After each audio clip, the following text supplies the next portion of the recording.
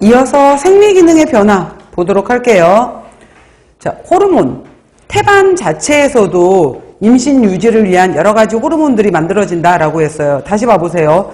태반 자체에서도 프로게스테론, 에스트로겐, 태반 락토겐, 남막, 갑상선 자극 호르몬과 같은 호르몬들이 만들어지더라라는 거였어요. 그 다음 이거 중요해요. 혈액의 부피 증가. 아까 제가 임신이 되면서 수분 함량이 확 증가한다 그랬잖아요. 우리 몸의 혈액은 이렇게 돼 있어요. 전체 혈액을 분석해 보게 되면은 45%가 혈구예요. 적혈구가 대부분을 차지하게 되는 거고, 그러니까 혈구 중에서는 우리가 형체를 띠고 있는 것은 적혈구, 백혈구, 혈소판이 있는데 대부분을 적혈구가 차지하다 보니까 그냥 혈구 그러면 적혈구로 봐주셔도 돼요. 그리고 분리를 해보게 되면은 55% 정도가 혈장 성분에 해당이 되는 건데 이 혈장 성분의 대부분은 수분이에요. 그러면은 임신이 되면서 이게 이 혈장 부분에 해당이 되는 것은 이렇게 해서 얘가 거의 2배로 불어요. 혈장 부분에서 얘 양이 엄마가 임신이 되면서 이 혈장 성분에 해당이 되는 것은 이렇게 거의 50% 이상이 확 한번 다시 늘어나게 되는데 문제는 얘예요. 얘도 그럼 같은 비율로 해서 이만큼 늘어나야 되는데 얘는 늘어나는 비율이 이거의 절반도 안 돼요.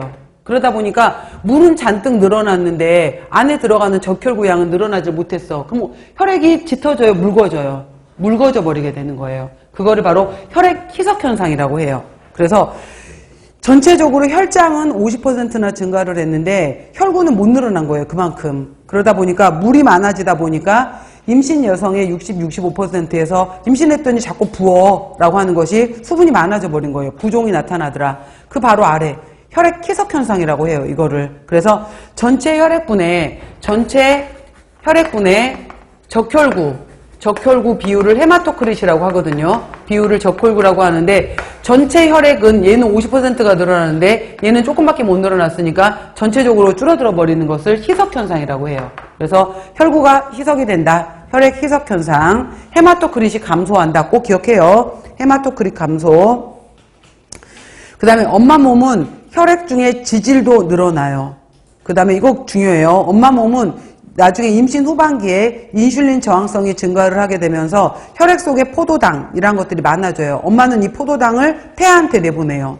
그 다음에 모체 조직, 엄마는 심장, 갑상선, 간, 신장, 자궁, 가슴, 지방 조직이 다 증가를 해요. 다 확대를 해요. 순환기계, 당연히 혈액량이 많아졌으니까 심장 박동수, 박출량도 많아지게 돼요. 그리고 호흡도 가빠져요. 그래서 폐 환기량도 증가를 하게 되고요. 그 다음에 봐봐요 여러분들, 앞쪽에 소화기가 있고 중간에 자궁이 있고 뒤쪽에 이제 대장이 있단 말이에요. 그러니까 근데 엄마 소화기가 너무 많이 활발하게 움직여 버리게 되면 아기한테 무리가 가요. 그러다 보니까 임신기에는 자연스럽게 우리 몸이 소화 기능을 억제를 시켜요. 장운동을 줄여요. 그래서 소화기계 해당이 되는 것들에 위장관계를 보시게 되면은 위장과 근육이 이완이 되면서 위장간 통과 시간이 늦어져요. 그래서 임신했더니 자꾸 내 변비가 돼 이거예요.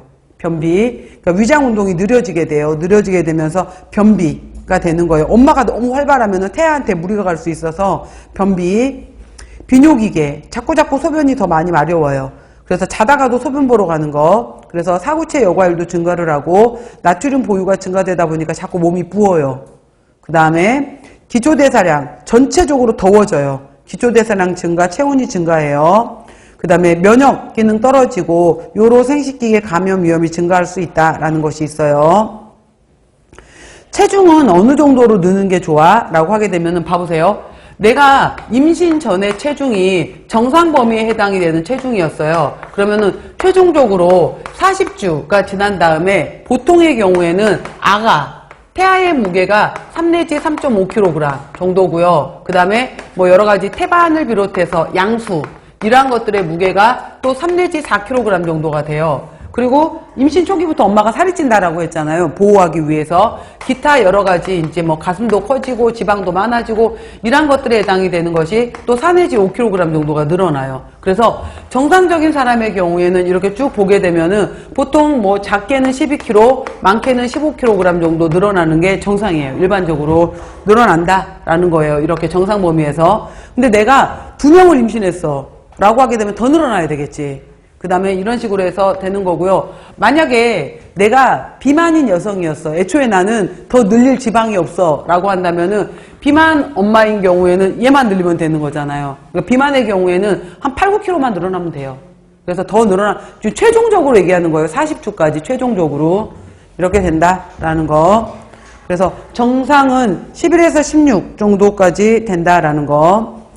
저체중인 내가 애초에 몸무게가 적은 여자였다. 그럼 나는 더 늘어나도 돼요. 내가 비만이다. 그러면은 7kg, 8kg 정도 조금만 늘려야 돼요. 내가 쌍둥이를 임신했다. 더 늘려야 돼요. 당연히 늘어나겠지. 자, 이런 내용들이 있고요. 영양소 대사 변화에서 임신 초기에는 엄마가 살이 찐다고 제가 계속 얘기했어요. 엄마가 살이 찐다. 그래서